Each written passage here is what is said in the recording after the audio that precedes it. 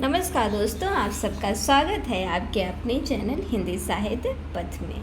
आशा करते हैं आप लोग स्वस्थ होंगे, मस्त होंगे, बढ़िया तैयारी कर रहे होंगे जो कि टीजीटी का पेपर अक्टूबर में है। तो ये एक नया तथ्य लेके आए हैं जो कि प्रथम रचना प्रथम कवि कौन है। ठीक है, ये थोड़ा सा महत्वपूर्ण तथ्य है। अक्सर परीक्षाओं में पूछे जाने वाले तथ्य हैं, भ्रम में ला देते हैं प्रथम कवि कौन है, प्रथम रचनाएं कौन है, प्रथम नाटक कौन है, प्रथम उपन्यास कौन है। तो हमने सोचा एक वीडियो ला दिया जाए जिससे आप लोगों की सहायता मिल सके। चलिए चलते हैं अपने वीडियो की तरफ। तो पहला है हिंदी साहित्य के प्रथम कवि। हिंदी साहित्य के प्रथम कवि कौन है? सरहप्पा। कौन है? सरहप्पा। और सरहप्पा किस साहित्य से हैं? सिद्ध साहित्य के प्रथम कवि हैं और 9वीं शताब्दी के हैं। ठीक है, और सरहप्पा क्या है? हिंदी साहित्य के प्रथम कवि भी कहा जाते हैं। ठीक है, सरहप्पा को। ठीक है, पाद इनका जो ये पाद लगा हुआ है अदा, जो इनका आदर्शवाचक वर्ड होता है। ठीक है, आगे चलते हैं। हिंदी साहित्य की प्रथम रचना, हिंदी की प्रथम रचना कौन है? श्रावकाचार। कौन सी है? श्रावकाचार। श्रावकाचार कब किसकी है? देवसेन की है। किसकी है? देवसेन की है श्रावकाचार। आगे चलते हैं। आगे है हिंदी का प्रथम मौलिक नाटक। हिंदी का प्रथम मौलिक नाटक कौन है? नहुष है। कौन है? सा है नहुष है। किसका है? गोपाल दास गिरधर दास का है। गोपाल दास गिरधर दास जी का, गिरधर दास इनका उपनाम है। गोपाल चंद का दूसरा नाम गिरधर दास है। ठीक है, ये भारतेंद्र जी के पिताजी थे। ठीक है, गोपाल चंद गिरधर दास। आगे चलते हैं। हिंदी का प्रथम उपन्यास, हिंदी का प्रथम उपन्यास कौन सा है? परीक्षा गुरु। कौन सा उपन्यास है? परीक्षा गुरु। इसके लेखक कौन है? श्रीनिवास दास। इसके लेखक कौन है? श्रीनिवास दास हैं, जो कि नेट की परीक्षा में भी लगी हुई है परीक्षा गुरु। इसका प्रकाशन वर्ष है 1882। इसका प्रकाशन वर्ष क्या है? 1882। अक्सर परीक्षाओं में पूछे जाने वाले हैं ये परीक्षा गुरु का प्रकाशन वर्ष क्या है या रचनाकार कौन है। तो आप ध्यान में रखें, परीक्षा गुरु के रचनाकार श्रीनिवास दास हैं। इनका प्रकाशन वर्ष 1882 है। आगे चलते हैं। अगला है हिंदी का प्रथम आत्मकथा। हिंदी की प्रथम आत्मकथा कौन सी? अर्धकथानक। प्रथम आत्मकथा क्या है? अर्धकथानक। और अर्धकथानक किसकी है? बनारसी दास जैन की है। बनारसी दास जैन की है अर्धकथानक। अर्धकथानक का समय क्या है? 1641। क्या है? 1641 ईस्वी। आप ध्यान में रखें, इसका प्रकाशन वर्ष क्या है? 1641 ईस्वी। आगे चलते हैं। हिंदी की प्रथम जीवनी कौन सी है? हिंदी की प्रथम जीवनी कौन सी है? दयानंद दिग्विजय। क्या है? दयानंद दिग्विजय, जो कि किसकी है? गोपाल शर्मा की। किसकी है? गोपाल शर्मा की है। दयानंद दिग्विजय किसकी रचना है? गोपाल शर्मा की है। आगे चलते हैं। हिंदी की प्रथम रिपोर्टाज, हिंदी की प्रथम रिपोर्टाज कौन सा? लक्ष्मीपुरा। हिंदी का प्रथम रिपोर्टाज कौन है? लक्ष्मीपुरा। किसकी है? शिवदान सिंह चौहान की है। किसकी है? शिवदान सिंह चौहान।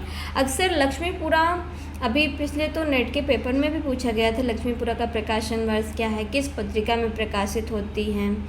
तो ये इसका लक्ष्मीपुरा का प्रकाशन वर्ष क्या है? 1938। क्या है? 1938 ईस्वी है।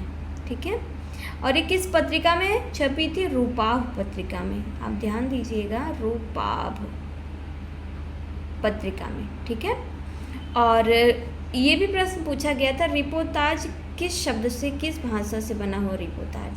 तो ये फ्रांसीसी भाषा से बना हुआ है। बहुत महत्वपूर्ण है, फ्रांसीसी भाषा से बना हुआ है। चलिए आगे चलते हैं। हिंदी की प्रथम यात्रा, हिंदी की प्रथम यात्रा कौन सी है? लंदन यात्रा।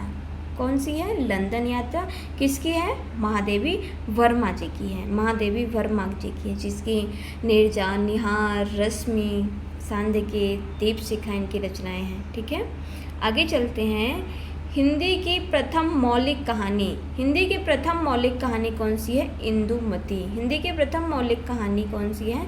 इंदुमती। और इंदुमती किसकी है?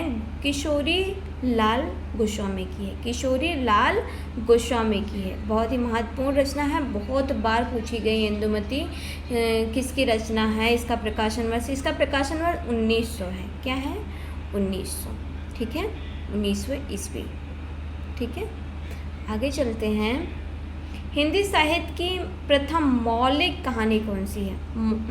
हिंदी साहित्य की प्रथम वैज्ञानिक कहानी कौन सी है? माफ़ी चाहूँगी, हिंदी साहित्य की प्रथम वैज्ञानिक कहानी कौन सी है? चंद्रलोक की यात्रा। चंद्रलोक की यात्रा किसकी है? केशव प्रसाद सिंह की है। किसकी है? केशव प्रसाद सिंह की है। अगर पूछा जाए हिंदी की प्रथम वैज्ञानिक कहानी कौन सी है, तो चंद्रलोक की यात्रा। कौन सी है? चंद्रलोक की यात्रा किसकी है? केशव प्रसाद सिंह की है। आगे चलते हैं। हिंदी का प्रथम गद्य काव्य। हिंदी का प्रथम गद्य काव्य कौन सा है? साधना है। कौन सा है? साधना। साधना किसका है? राय कृष्णदास का है। किसका है? राय कृष्णदास का है। ठीक है, बहुत ही महत्वपूर्ण है साधना, राय कृष्णदास का है। आगे चलते हैं। अगला है हिंदी खड़ी बोली की प्रथम काव्य ग्रंथ। हिंदी खड़ी बोली का प्रथम काव्य ग्रंथ कौन सा है? एकांतवासी योगी। एकांतवासी योगी किसका है? श्रीधर पाठक जी का है। किसका है? श्रीधर पाठक, जो कि स्वच्छंदतावादी युग के लेखक माने जाते हैं, प्रथम स्वच्छंदतावादी माने जाते हैं। और एकांतवासी किस भाषा में है? ठीक है, ये खड़ी बोली में है। किस में है? खड़ी बोली में है। ठीक है, थोड़ा सा लिखते नहीं बनता है, माफ़ी चाहूँगी अगर मैं बोल रही हूँ तो आप लोग इसको लिख लें। खड़ी बोली में है। इसका प्रकाशन वर्ष क्या है? 1886 है। 1886 क्या है? 1886 ईस्वी। ठीक है, आप लोग ध्यान रखें। एकांतवासी युग के प्रकाशन में 1886 बहुत ही मोस्ट इम्पॉर्टेंट है ये, आप लोग इसको ध्यान देते रहे। हिंदी खड़ी बोली का प्रथम काव्य ग्रंथ कौन सा? एकांतवासी युग, खड़ी भाषा में है, क्योंकि अनृत है इनका 1886 ईस्वी में। आगे चलते हैं। हिंदी का प्रथम आतुकांत रचना। हिंदी की प्रथम आतुकांत रचना कौन सी? प्रेम पथिक। जयशंकर प्रसाद की प्रेम पथिक है। और प्रेम पथिक का प्रकाशन वर्ष क्या है? 1914 है। इसका प्रकाशन वर्ष क्या है? 1914 ईस्वी है। ठीक है, आप लोग ध्यान देते रहें। किसका है? जयशंकर प्रसाद जी का। आगे चलते हैं। अगला है शुद्ध एवं परिमार्जित खड़ी बोली के प्रथम लेखक कौन है? शुद्ध एवं परिमार्जित खड़ी बोली के प्रथम लेखक कौन है? राम प्रसाद निरंजनी। बहुत ही इम्पोर्टेंट हैं, अक्सर परीक्षाओं में पूछे जाते हैं। शुद्ध एवं परिमार्जित खड़ी बोली के लेखक कौन है? तो कौन है? राम प्रसाद निरंजनी है। मोस्ट इम्पॉर्टेंट है, आप इसको ध्यान से नोट कर लें। चलिए आगे चलते हैं। आगे है दक्षिण भारत में हिंदी खड़ी बोली में साहित्य सृजन करने वाले प्रथम साहित्यकार कौन है? दक्षिण भारत से। दक्षिण भारत में हिंदी खड़ी बोली में साहित्य सृजन करने वाले प्रथम साहित्यकार कौन थे? तो मुल्ला विजय थे। मोस्ट इम्पॉर्टेंट कौन थे? मुल्ला विजय। कौन थे? मुल्ला विजय थे। ठीक है, आप लोग ध्यान दीजिए। चलिए यही अंतिम है, तो धन्यवाद। आपको मेरी प्रस्तुति अच्छी लगे तो लाइक करें, शेयर करें और सब्सक्राइब कर लें मेरे चैनल को, क्योंकि आगे आने वाली प्रश्नोत्तरी या आगे आने वीडियो आप तक पहुंच जाए ताकि। धन्यवाद दोस्तों।